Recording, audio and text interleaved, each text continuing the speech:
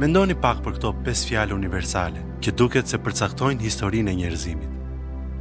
Lufta, dhuna, përndjekja, urrejtja dhe shtypja.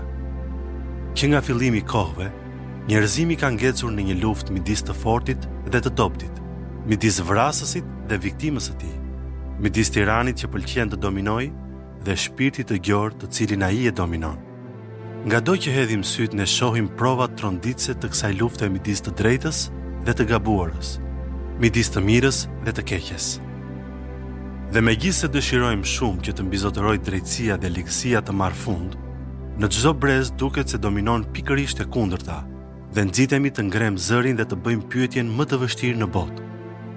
Nëse Perëndia është i mirë dhe nëse është vërtet në kontroll, përse duket sikur fiton gjithmonë e keqja?